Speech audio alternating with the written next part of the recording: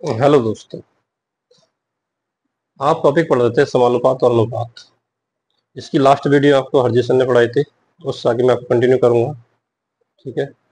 आज बात करेंगे हम क्वेश्चंस के पीछे वालों की, जो आपने पीछे कुछ क्वेश्चंस किए थे, क्या क्या आपने पढ़ा, थोड़ा उससे आगे उसी को जोड़ देंगे। देखिए, पहला क्वेश्चन की बात करते हैं। आपने लास्ट टाइम क्या पढ़ा, क्या सर ने आपको पढ़ाया था। जैसे मैं एग्जाम्पल तौर पे एक बात आपसे कहूँ, ए और बी का आपको रेशियो दिया गया होगा। सपोज कि ये 2:5 आपको दिया है। ठीक है। और दूसरी वैल्यू जो आपको दी गई है B/C, जिसकी वैल्यू आपको दी गई है 4:6, ये 4:7। तो आपसे इस तरह टाइप के क्वेश्चन में क्या पूछा जा रहा था कि A/B/C का मान क्या होगा। ठीक है। इसको निकालने की 2-3 विधियां हैं। सिंपल विधि देखिएगा आप, जो आपको समझ में आए। आपको निकालना है ABC का रेशो। ए बी का रेशो आपको दिया गया है, बी और सी का रेशो दिया गया है। जिसका आपको रेशो निकालना है उस वैल्यू को आप लिख लेंगे ABC। ठीक है। ये आपको रेशो निकालना है। अब ए के और बी की रेशो आपको दी गए हैं 2:5। ये हो जाएगा 2:5। आगे बात करें बी और सी की, तो बी की और सी की रेशो दिया गया 4:7। ठीक है। अब आपको करना क्या है, आपको इस तरह से मल्टीप्लाई कर देनी है, या यूं समझिए ऐसे मल्टीप्लाई करिए। ये एक तरीका है। जैसे इस लाइन को देखेंगे आप, इसके साइड में यहाँ जगह खाली तो 4 यहाँ लिख देंगे। ऐसे ऊपर जगह कितनी खाली है, 5 की, आप 5 लिख देंगे। तो आसान तरीका तो यही, आप ऐसे मल्टीप्लाई कर लीजिएगा। 2 चौक 8, 5 चौक 20, 7 पंजे 35। ये आपको इसका रेशियो मिल गया, A/B/C का। ठीक है। अगर ये 4 वैल्यू मिल जाए आपको, सपोज करिए A B और C और D मिल जाए, तब भी क्या करेंगे, ऐसे ही करेंगे। उसके लिए भी देख लेते हैं। देखिए, उसके लिए भी 4 संख्याओं के लिए सपोज कीजिए आपको A/B दिया है 2:3। आगे B/C आपको दिया गया है 1:4। ऐसे ही आगे दिया गया है C/D बराबर 3:2। तो आपसे पूछा जा रहा है A/B/C/D का मान क्या होगा। ठीक है। डी की वैल्यू स्मॉल लिखिए। जो आपको रेशियो दिया उस रेशियो को लिख लेंगे पहले। ए बी का रेशियो दिया है 2:3, 2 और 3 का रेशियो दिया है ए बी के लिए। आगे बी और सी की बात करिए, 1 और 4 की। बी के नीचे बी का मान, सी के नीचे सी का मान। ठीक। आगे सी डी के लिए सी के नीचे सी का मान और डी के लिए डी का मान। ये चारों आपने रेशियो रख लिए। अब इसके लिए करना कि आपको समझना ध्यान से। जैसे इस लाइन को देखिएगा, पहली वाली लाइन को, मेरे पास सी और डी की वैल्यू यहाँ पुट नहीं की गई है। तो ध्यान देना, सी और डी की वैल्यू पुट करने के लिए इधर वाली संख्या में क्या इसके पास नजर आता है वो देख लेते हैं। सी के पास क्या है यहाँ पे 3, तो यहाँ दोनों जगह 3 से फिल कर देंगे आप। ठीक है। इसी प्रकार दूसरी लाइन को देखिए, यहाँ ए का मान नहीं दिया, तो ए के पास वाली वैल्यू क्या है, बी है, तो बी की वैल्यू यहाँ पुट कर देंगे, कितना आएगा, 1 आ जाएगा। ठीक है। ऐसे यहाँ से डी का मान नहीं दिया, तो डी की वैल्यू क्या पुट कर देंगे, यहाँ से 4 कर देंगे। इसी प्रकार तीसरी लाइन देखेंगे, ए का मान नहीं दिया, बी का मान नहीं दिया, लेकिन सी का मान इसके पास में दिया, कितना, 3, तो 3 की वैल्यू यहाँ पुट कर देंगे, 3 × 3। अब इन सबकी मल्टीप्लाई कर लेंगे आप। 2 एकम 2 तिया 6, आगे 3 एकम 3 3 तिया 9, 3 चौक 12, 12 तिया 36, 3 चौक 12 दूनी 24। अब ये रेशो किसी से कट जाए तो काट सकते हैं इसे। जैसे 3 से कट जाएगा, 3 तिया 9, ये कट जाएगा 3 से, 3 दूनी 6, 3 तिया 9, ये 12 बार कट जाएगा, 3 × 24।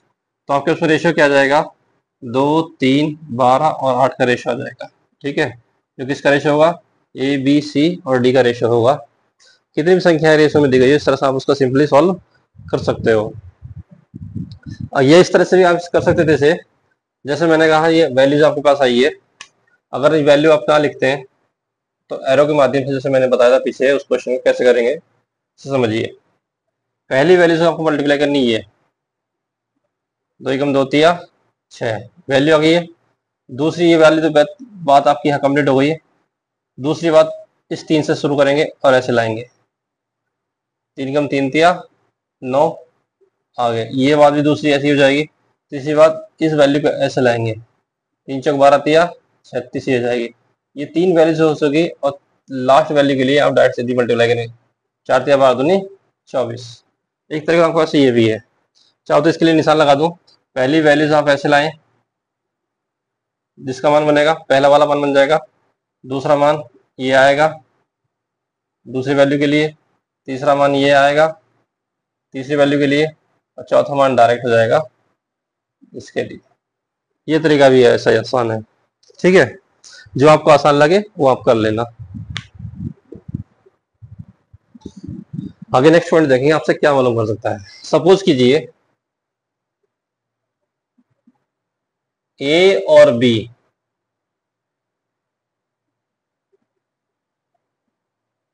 ये कोई दो आपको अनुपात दी गए हैं। ए और बी क्या, दो संख्या दी गई हैं, दो अनुपात आपको दिए गए हैं, और आपसे कहा जाए इनका निकालना है आपको मध्यानुपाती। मध्यानुपाती, जब भी दो संख्या या दो अनुपात आपको दिए जा रहे हैं तो इनका मध्यानुपाती कैसे निकलेगा, अंडर रूट में इन दोनों संख्या में मल्टीप्लाई लिखनी है। ठीक, ऐसे सॉल्व कर लेंगे। ये फार्मूला बना कहाँ से, सपोज कीजिए ए और बी आपको दिया था, मध्य अनुपात निकालना है। सपोज ये आपने एक्स मान लिया, ये एक्स क्या है, मध्य अनुपाती है। तो ध्यान देना, जब भी अनुपात में कोई वैल्यू आप अनुपात में लिखते हो समानुपात में, तो बाहर वाली संख्या की गुणा ए इंटू बी का मान अंदर वाली गुणा के बराबर होता है, एक्स इंटू एक्स। तो ए बी की वैल्यू क्या हो जाएगी, यहाँ से एक्स का स्क्वायर हो जाएगी। अगर यहाँ से एक्स की वैल्यू आपको फाइंड करनी हो तो अंडर रूट कितना बनेगा, ए बी बन जाएगा। ठीक है, ये बन जाएगा मध्य अनुपाती का फॉर्मूला। जो शॉर्ट में डायरेक्ट क्या लिखा आपने, अंडर रूट ए बी लिख लिया। इसके ऊपर एक एग्जाम्पल देखेंगे।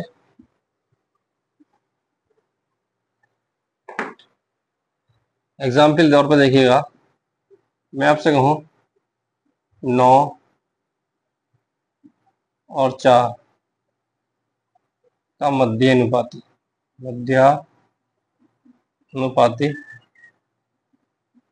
बताओ।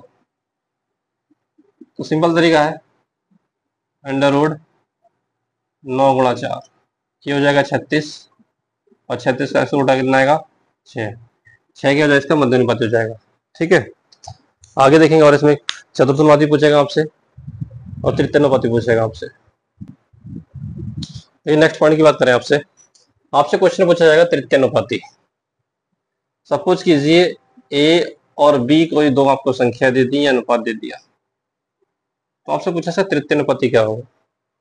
तो तृतीयानुपाती अगर हम सी मान लें कुछ देर के लिए, तो वैल्यूज क्या बन जाएगी, ए अनुपात बी और बी अनुपात सी, यानी सी आपके पास में तृतीयानुपाती वैल्यू है। अगर आपको सी का मान निकालना है तो बी स्क्वायर अपॉन ए करेंगे। ठीक है, एग्जाम्पल तौर पर बात करें हम, मैं एक एग्जाम्पल आपसे कहूँ, एग्जाम्पल है आपके पास में 4 और 6 का, या यहाँ करिए 2 और 6 का तृतीयानुपाती क्या होगा। ठीक है, तृतीयानुपाती अगर हम सी मान लेते हैं तीसरी वैल्यू, तो क्या यूज करेंगे, C is equal to B square upon A. तो तृतीयानुपाती आपको तो निकालना है, तृतीयानुपाती इज इक्वल टू 6 का स्क्वायर अपॉन 2। 6 का स्क्वायर हो जाएगा 36, बटे में अगर 2 ही कटेगा 18, तो इसका 18 क्या हो जाएगा, आंसर हो जाएगा। ठीक है, आगे नेक्स्ट सवाल देखें, इसमें चतुर्थानुपाती के लिए नेक्स्ट पॉइंट की बात चतुर्थानुपात की हो जाएगी, जो आप इजिली कर लेंगे।